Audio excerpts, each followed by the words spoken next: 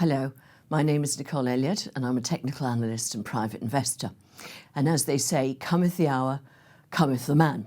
Or the woman in my case, because financial markets have been having a torrid time in the first quarter of 2020, and it's not surprising really, is it, considering what's going on.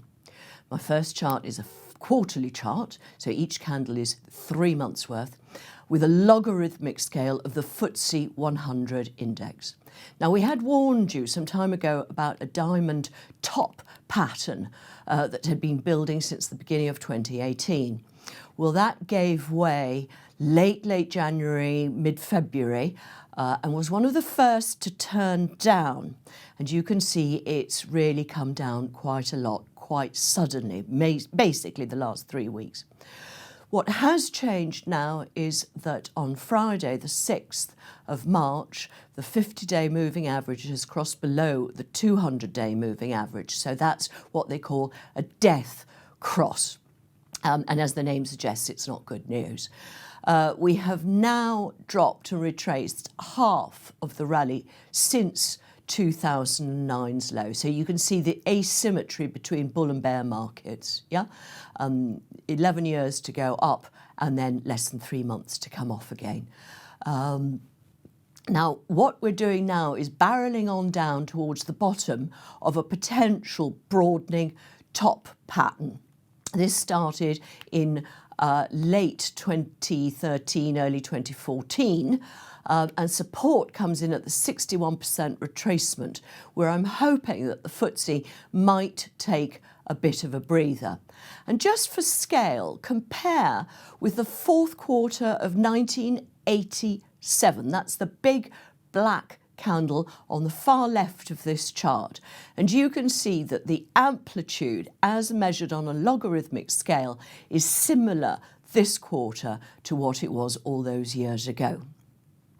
Now, my second chart is a variation on a theme here, and it's probably one you don't know. It's Asian, it's Thailand's main index, the SETI.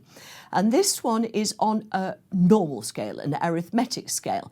And you can see that rather than a diamond, this one had something akin to a little sort of house or a gable end or something like that.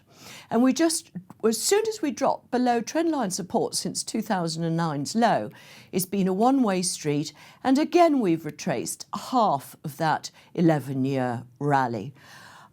This one, I think, has got more to go. The 50 and 200-day moving averages had already crossed some time ago, so this one is leading. I think also worth noting here on the left-hand side is to see that where we are currently trading is where we first got to in the early 90s and then the mid-1990s spurt. And before the Asia crisis, LTCM and all the rest of it in 1998. So you can see how quickly things can disintegrate. My third and final chart is the Dow Jones Industrial Average. Now, this is a monthly chart going back to the low in 2009.